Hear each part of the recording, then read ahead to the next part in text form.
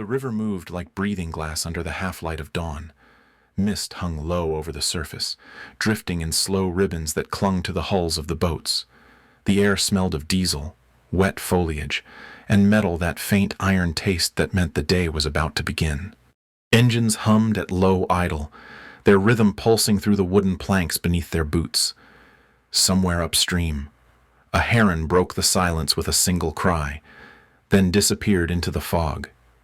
Lieutenant Commander Eva Warren stood at the bow, gloved hand resting on the edge of the hull.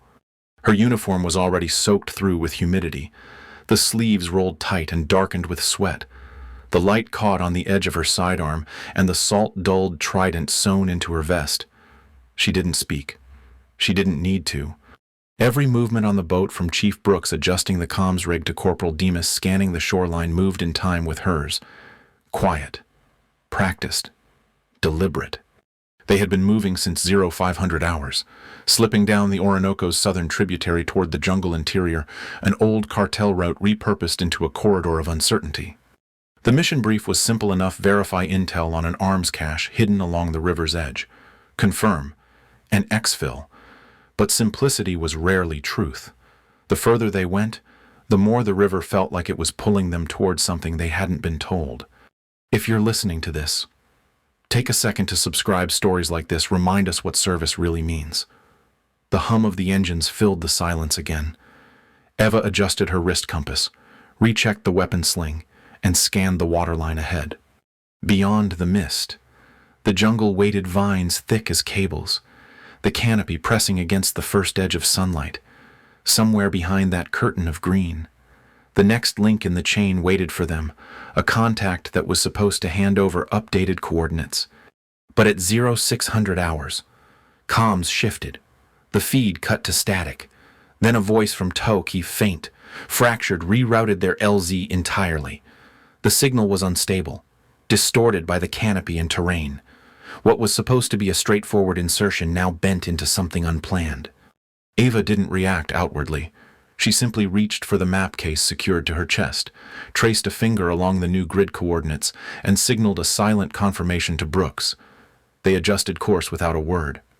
The new heading cut across shallower channels, water dense with silt, too narrow for comfort. Demas muttered something under his breath, unheard beneath the engine's vibration. Eva caught his glance and nodded once, not reassurance, but acknowledgement.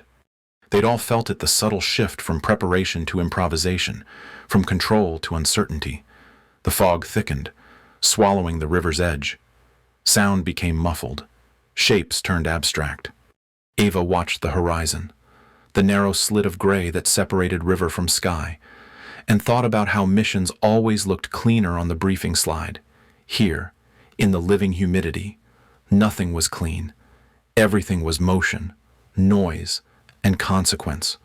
One of the boats slowed, its wake cutting across the bow.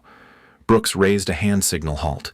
The hum of engines tapered off, leaving only the sound of water lapping against hulls. Eva's breathing slowed.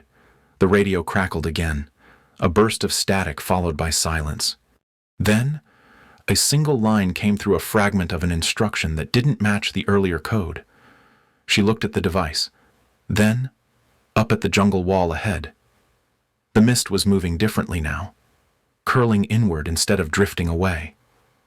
The air felt heavier. They were no longer following a plan.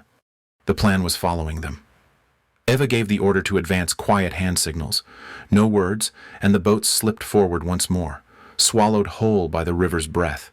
The sun finally breached the horizon, burning through the mist in slow, golden shafts. For a moment, the water looked alive with light.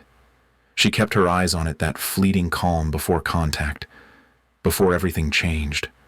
Somewhere ahead, the river curved east. The mission had already shifted.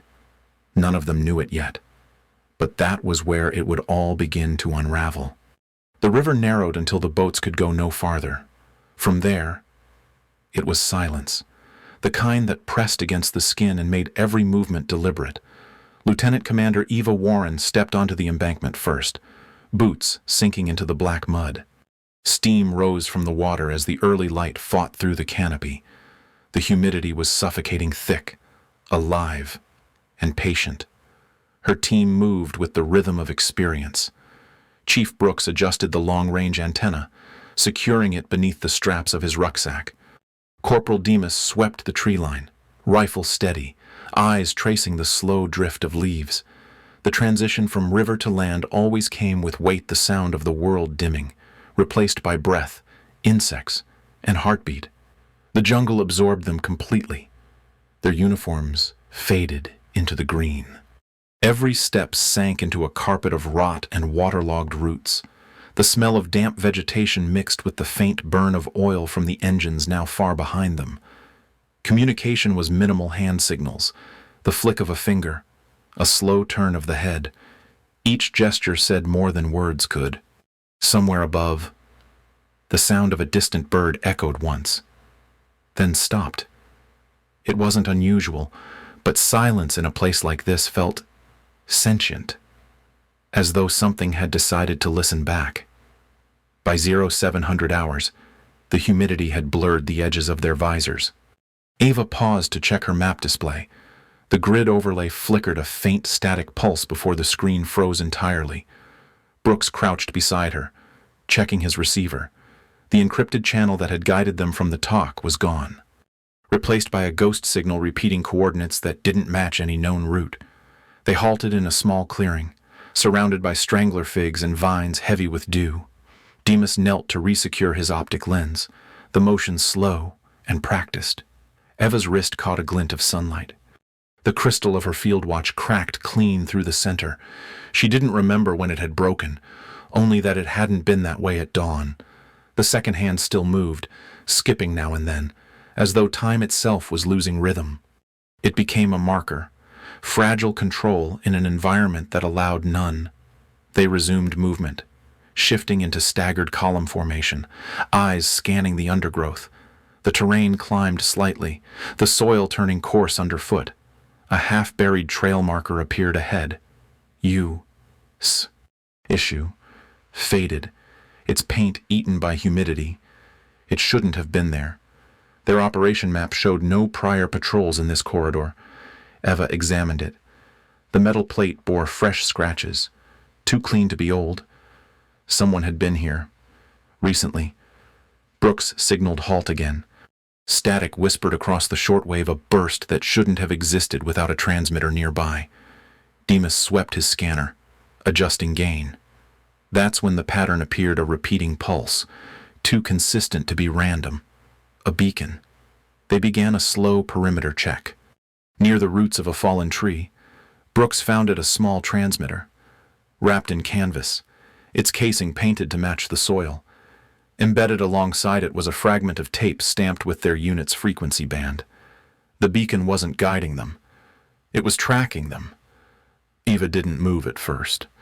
Her eyes followed the faint blink of the LED beneath the grime, one pulse every 2 seconds. That rhythm again. The same rhythm as the skip in her watch. It wasn't coincidence. She took a slow breath, exhaled through her mask, and closed her fist over the device until the light vanished. Brooks watched her for the next signal. There was none. No one spoke. But something had shifted. Not in the terrain, but between them. They were being followed, and whoever was guiding them knew exactly where they stood. Ava marked the location on her pad, manually analog now, old habits returning. She didn't look back toward the river. There was no point. The moment for retreat had passed. The jungle was no longer a route. It was a stage. She motioned for silence, then signaled forward one sharp wave, cutting through the fog. The mission had changed, even if command hadn't said it yet. As the team moved deeper into the trees, the light dimmed again, and the last sound of the river faded behind them. The watch on her wrist ticked once more, then stopped. Rain began before they reached the perimeter. Not the kind that cleans, but the kind that clings. The jungle thinned into concrete and steel as the hydroelectric dam emerged from the mist, its massive spillways glowing faintly under the first gray light. The sound was immense water pressing against reinforced walls, turbines thrumming like a heartbeat beneath the surface. Lieutenant Commander Eva Warren gave a silent hand signal advance. The approach was surgical. movement in pairs, every sound swallowed by the roar of machinery. The air smelled of oil and ozone, the ground vibrated with hidden current. They breached through the lower maintenance gate, a heavy steel hatch already unlatched, swinging inward like it had been waiting for them. Inside, the dam was a labyrinth of dripping tunnels and echoing catwalks. Rust streaked the concrete. Fluorescent lights buzzed and flickered, casting pale halos on the wet floor. The team moved down a narrow passage, weapons angled, breaths controlled. The silence here was deceptive mechanical hum, layered beneath human anticipation. Ava felt the rhythm in her chest. 3 seconds inhale, 3 seconds exhale. Measured calm. Chief Brooks took point, sweeping the corridor ahead with his light. Corporal Demas followed, his pace slower now, still favoring the leg he'd strained crossing the riverbank. They were close to their grid, the supposed storage chamber buried in the dam's core. At 0800 hours, they reached the junction. A double door, reinforced, marked in fading Spanish control secondario. Eva placed her gloved hand on the handle, waited for Brooks to stack beside her. 3 fingers raised, 2, 1, entry. The room beyond erupted. Light and sound fractured at once, concussive blast, muzzle flashes reflecting off water-slick walls, bullets struck concrete, fragments sparking in the dark. Brooks dropped to cover behind a turbine housing, returning suppressive bursts. Demas went down halfway through the doorway, shoulder hit, spinning against the wall, teeth clenched but silent.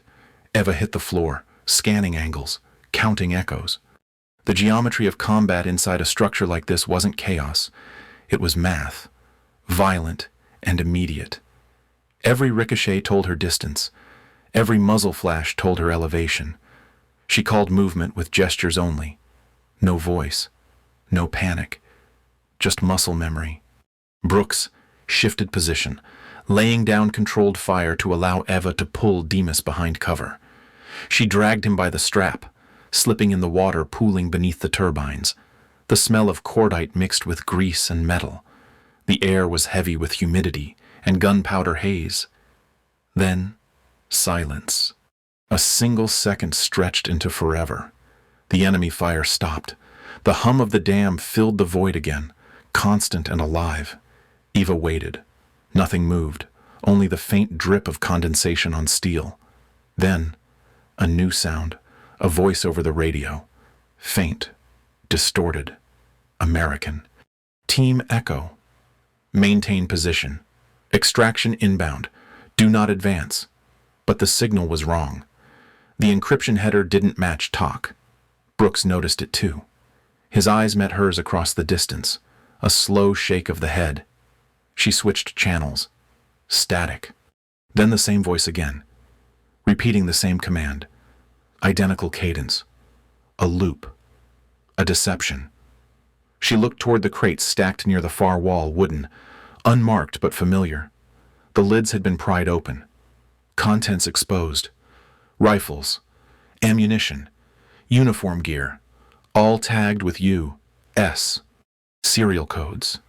The realization came not as shock, but as clarity betrayal disguised as procedure. Eva stepped closer. Her reflection flickered across the metal casing of a detonator rigged nearby standard issue, coded to a supply unit that shouldn't have existed in this hemisphere. Someone had written her operation into another man's ledger. Brooks covered her flank as she examined the crate. His hand trembled slightly on the grip. Not fear, just exhaustion layered with understanding. Demas was still breathing, bleeding through the fabric of his sleeve. The wound was clean, manageable. Eva turned off her comms. The hum of the turbines replaced command. In that moment, the mission ceased to belong to anyone but them. No words were spoken when she made the call. One look was enough. Brooks nodded, securing the wounded. She took the lead again, deeper into the dam's understructure where light gave way to flicker and shadow. The concrete walls narrowed, forcing her to turn sideways to pass. Water seeped through seams, trickling like veins. Somewhere below, the reservoir's pressure vibrated the floor. She moved slow, deliberate, each step echoing like a countdown. Behind her, the turbines roared the sound of energy harnessed, of control barely contained. Ahead, the light blinked on and off, strobing against the wet surface. There was no longer command structure, no clarity, no certainty, only duty raw, stripped, and personal. Eva didn't look back when the last hallway split into darkness. She adjusted her weapon, glanced once at her cracked wristwatch frozen at the exact minute the comms had turned. Then she stepped forward into the lower sector, where the sound of water grew louder than thought. The turbines began to scream. What had been a steady mechanical hum rose into a siren of pressure and steel. Floodlights stuttered overhead, flickering across the wet concrete like lightning caught inside the walls. The dam was alive now, its own machine heartbeat surging against the weight of control. Lieutenant Commander Eva Warren dragged Corporal Dimas through knee-deep water, his arm hooked over her shoulder, boots scraping against the flooded floor. Behind them, Chief Brooks held the final corridor, one man against a widening storm. His silhouette was carved in light and muzzle flash, a figure anchored in duty. Each burst from his rifle echoed longer than the one before. The sound of the river outside became a vibration through the structure, deep and resonant. It wasn't just water moving. It was the entire reservoir pressing its body against the concrete shell. The smell of copper, oil, and ozone filled the air. Electrical panels sparked, throwing white arcs that illuminated the faces of the fallen and the living in the same frame. Eva reached the lower control room. Its walls were sweating condensation, every surface slick, alive with static. She laid Dimas against a maintenance ladder, pressed a hand against his chest, breathing steady, shallow. Then she looked up at the main panel. The gauges were in the red. Overflow sequence already active. The dam was holding for now. Over her headset, a voice cut through the interference. The same voice that had called them earlier. Calm, confident, American. Lieutenant Commander Warren, maintain position, secure all assets, containment in progress. But now there was no encryption at all, no channel identification, just open band authority. A voice that didn't belong to anyone real. She understood then the operation wasn't compromised by outsiders. It had been built that way. The crates, the false grid, the silence from talk. This wasn't an intelligence failure. It was a cover-up written as a mission. Brooks's fire slowed in the distance. She heard the echo of one last magazine slam home. Then nothing. A hollow pause, the kind only understood by those who've run out of time. Eva stood. The floor trembled under her boots. Somewhere above, a structural groan rolled down through the concrete ribs of the dam. The turbines were beginning to tear themselves apart under the rising pressure. She moved to the main valve wheel, hands slipping on the wet steel. The flood system was designed for maintenance, not sabotage. But in theory, if all 6 gates opened simultaneously, the backflow would breach containment and send the reservoir's full weight through the lower conduits. She turned the first wheel. Resistance. Then motion. A scream of metal as the gate locks disengaged. Water surged through the ducts like a released animal, slamming into the inner walls. The noise became total water, alarms, collapsing machinery. Still, she kept going, one valve after another. Her breathing synced to the rhythm of motion turn.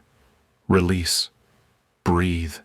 By the 4th wheel, the floor was waist deep, cold, pulling.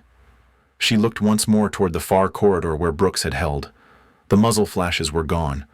Only the strobe of failing lights remained, beating like a pulse. Her wristwatch caught a flicker of light. The glass was fogged, the crack glistening like a fracture in ice. The second hand ticked once, twice, then stopped completely, the face filling with water. Outside the control room, the first explosion of pressure ripped through the concrete shell. The floodgates buckled, sending a roar through the dam that sounded almost human. She didn't flinch. The water was already rising past her chest. Eva closed her eyes, not in surrender and measure, a final calculation. One choice left that still belonged to her. She reached for the manual override, flipped the last lever down. The dam responded with a sound that could only be described as release a deep, resonant shudder as the flood tore free, carrying machinery, cables, and light itself into the black water. The entire lower sector filled with movement and color silver currents, orange sparks, collapsing shadows, and then silence. When she surfaced, the dawn had broken through the valley, pale gold reflecting off the torrent that once held their mission. The air was colder now, filled with mist and ash. She pulled herself onto a fragment of debris, breath steady, eyes open. Behind her, the dam was gone, replaced by a waterfall of its own creation. The cracked watch hung from her wrist, motionless. She looked toward the horizon to where the jungle began again, untouched by all of it. Duty had survived. The mission hadn't. She stood, water dripping from her gear, and started walking toward the sound of wind through the valley. The roar of the flood faded into something almost holy, a low hum beneath the hush of morning. Mist rose from the shattered valley, drifting across twisted metal and fragments of concrete that had once been the dam. The air was cool, weightless after the storm, carrying the scent of silt, diesel, and burned insulation. Lieutenant Commander Eva Warren pulled herself from the debris, armor stripped to half its weight, every joint screaming in silence. Her gloves were torn, her visor cracked, her breath slow but steady. The sound of her movement was the only proof she was still alive. Behind her, two figures stirred the last of her team, their faces pale and hollow under the washed-out light. The water had settled into a broken current, carrying fragments of their mission downstream. Pelican cases, crates with faded serial codes, a single helmet turning slowly in the flow. Eva watched it drift past, its reflection trembling in the water, the last trace of command. They climbed higher, crawling over slabs of concrete that still radiated heat from the turbines below. The sound of dripping water echoed through the wreckage like a clock out of sync. No radio, no extraction, no voice on the net. The comms were silent, burned out by flood or by intent. She tried the beacon once more. Static. Then nothing. The light on the transceiver blinked 3 times, then died. The truth was settling now. Quiet and undeniable, they were never meant to leave this valley. Demas leaned against a half-submerged pillar, eyes unfocused but alive. The other operator, barely moving, clutched his side, the wound dark but sealed. They didn't speak. They didn't need to. The silence said everything the mission was over, but the lie still lived somewhere above them. As Eva moved forward, something caught her boot, a metallic edge buried in silt. She knelt and uncovered it, a fragment of a data tag, half melted, stamped with the insignia of their own tasking command. The engraving was burned, but the code beneath it was clear. It wasn't foreign. It wasn't an enemy mark. It was theirs. She turned it in her hand, the sunlight breaking over it, reflecting like a blade. Not anger, not disbelief, just understanding, the kind that strips everything down to one truth. The betrayal had never been personal. It had been procedural. For a long time, she stood there, the wind moving through her hair, mist curling around the broken terrain. The sound of the river below became a rhythm again, steady and indifferent. Brooks was gone. The team was broken. The mission erased. But the discipline, the unspoken vow to carry on, remained untouched. Eva looked to the east, where dawn finally burned through the fog. The light painted the valley gold, stretching across the wreckage like absolution. She adjusted her rifle, tightened the strap on her plate carrier, and started walking toward the ridge. Behind her, the shattered dam groaned as more of it gave way, sending a final plume of water and dust into the air. On her wrist, the cracked watch caught the sun frozen at the moment of detonation. Time had stopped, but she hadn't. Every movement forward now was choice, not command, not duty, but endurance itself.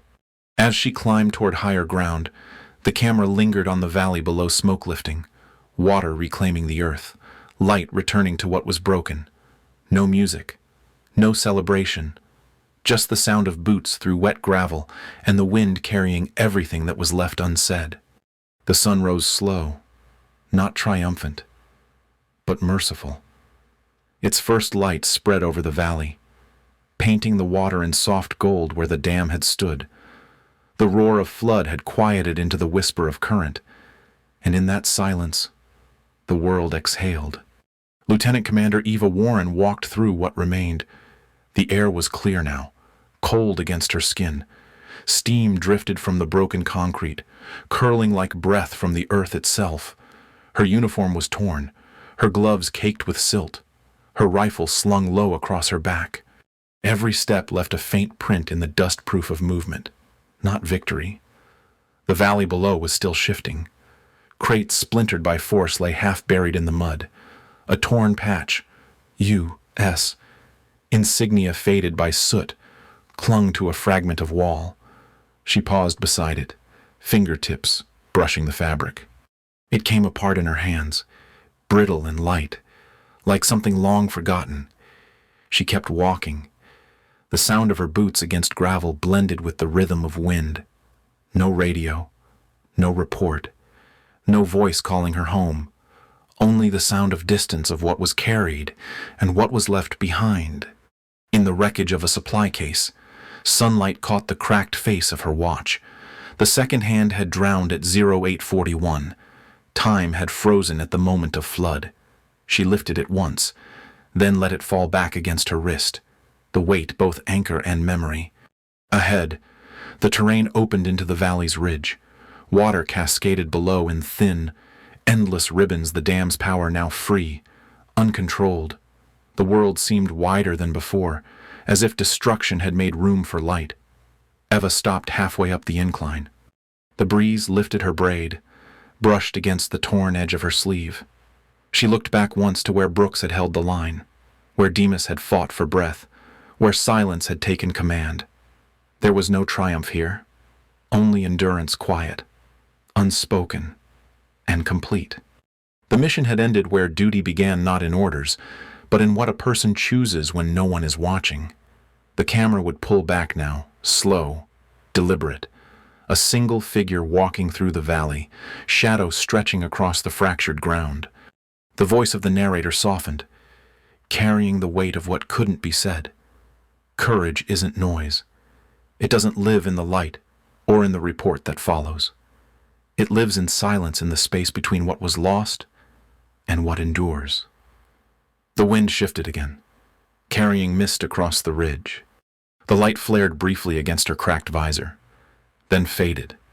Eva Warren kept walking toward the horizon, not searching, not escaping, just continuing. The valley behind her filled with sound, once more birds returning, water moving, life resuming its slow repair. For a long moment, the frame held still sunlight on metal, footprints in wet dust, the motionless hand of a wristwatch reflecting the dawn. Then the voice, calm and low, closed the distance. For every name that never left the sand, thank you.